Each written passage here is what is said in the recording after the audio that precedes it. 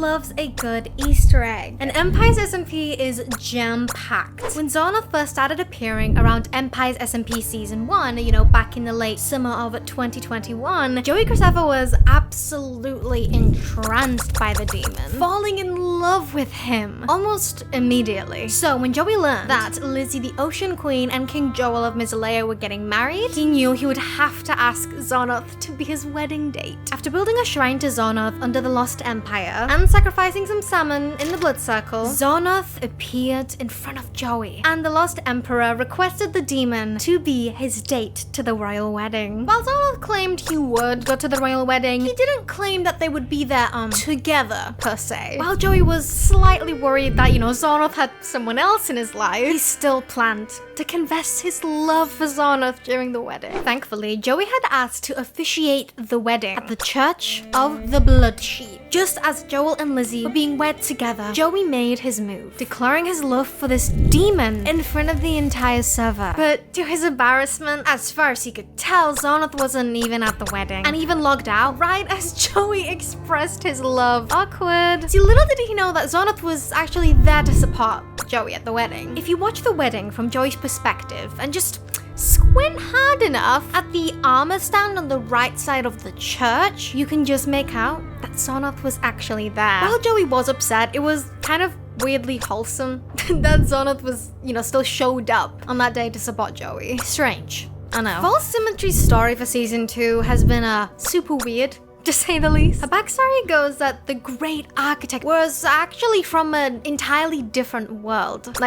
Entirely. Empire's False claimed to have fallen asleep and then woken up in the Empire's SMP, simply reawakening in the world of Empires. Although False once wore her steampunk style from clothes from a dead body, ew, might I add, the outfit she wore at the beginning of the season perfectly matched her Hermitcraft skin. As we later find out, Hermitcraft False actually traveled to the Empire's False, just to spy on her during the crossover. See, Empire's False was actually a clone of the real False in the world of Hermitcraft. See, while Clone False, started out acting quite normal, kind and caring, everything just changed one day for the clone, and False had no idea why. Clone False started creating havoc on the Hermitcraft server, killing people, blowing things up, and specifically being a nuisance to Hermit False. So False did what any reasonable person would do. She locked her clone up and looked for a cure for her sudden madness. After the clone managed to escape and destroy False's lab in the process, False was left with no other option but to wipe out the clone's memory and send her to the world of Empires through the rift. See, come to find out, the clothes that False initially, stole from a dead body were actually just clothes that Hermit False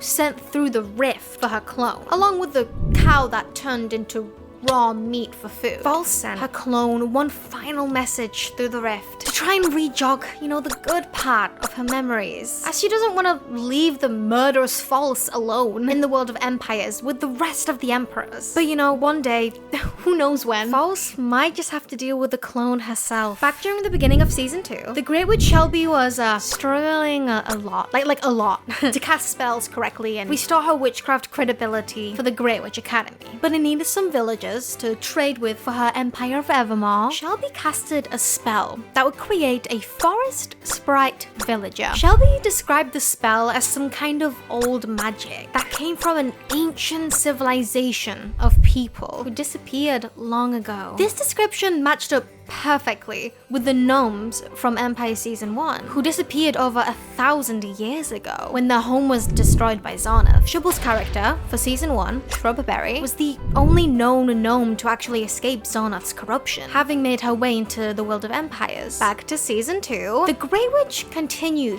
throughout the season, having strange occurrences that kind of implied that the Empire of Evermore was actually haunted. Come to find out during episode 16 of her series, as the Great Witch finally made her way through Evermore's thick fog and found the center of the mangrove forest, the Evermore itself was actually a resting place from the gnome realm after it was destroyed by the demon. As confirmed by Shelby having a vision of the destruction, Shelby even found a note requesting Shrub to follow the gnomes through the portal. Shrub concluded that the fog of Evermore was actually the lost souls of all the gnomes that were lost and the ones who once lived there, which explained the hauntings. And she even came to realize that the spell she cast to summon the sprite actually pulled up one of the lost souls into the wooden body of her villager sprite. Shubble now plans to help the gnomes to get their bodies back by creating more forest sprites. So, you know, what started as a small callback to season 1 has turned into a major part of Shubble's story for season 2. That's pretty wicked, as a witch would say. See, despite being known as the god of law, Jubble doesn't usually have a bunch of law. Every once in a while, he will typically throw some law in for, you know, his viewers that like that sort of thing. See, as it stands right now, the Empires of Stratos actually does have a little bit of law. As Joel describes in episode 15 of his series, Joel was not the only god that lived in the land of Stratos, but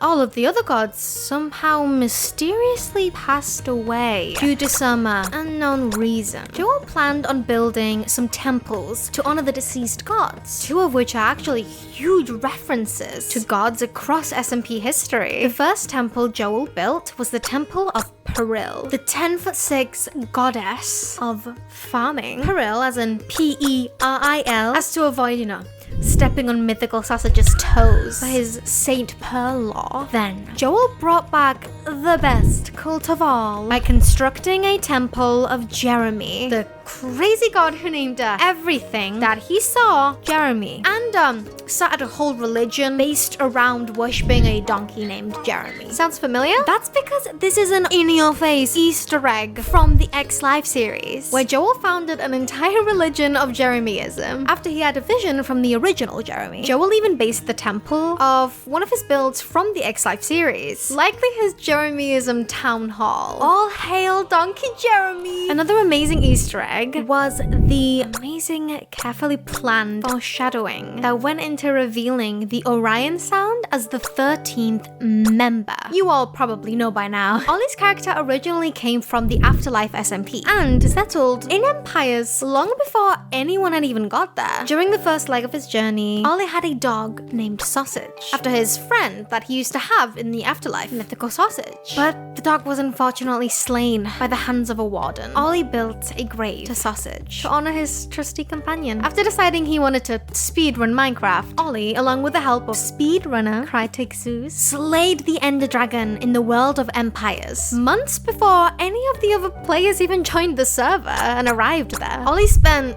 the next several months sifting through the Minecraft credits, and when they were finally over, he had resurfaced in the world of Empires Season 2. If you have a good memory, then you may recall that Ollie was actually teased multiple times in the lead up to Season 2. He was originally teased in Empires Season 2 in numerous different ways. For one, Fwip called a server-wide meeting at the beginning of the season. After he had discovered that the End portal was already activated, the players would enter the portal only to discover that the Ender Dragon was already dead. Cause, you know, Ollie killed it. There was also the Empires SMP mood board, tweeted by Joel, with 11 players, represented along with 2 question marks. Those 2 question marks being, of course, false Symmetry and the Orion Sound, as confirmed by Ollie in a response to one of my own tweets. But one of the sneakiest hints of the Orion Sound joining Empire Season 2 was when Mythical Sausage, during episode 10 of his Season 2 series, stumbled upon Ollie's base camp alpha in the ice biome, where he made the grave for his dog several months before. Sausage was obviously confused with this grave that had his name on it, but now we know why. It's great to have you on the server, Ollie. Even if you still haven't uploaded episode 3 yet,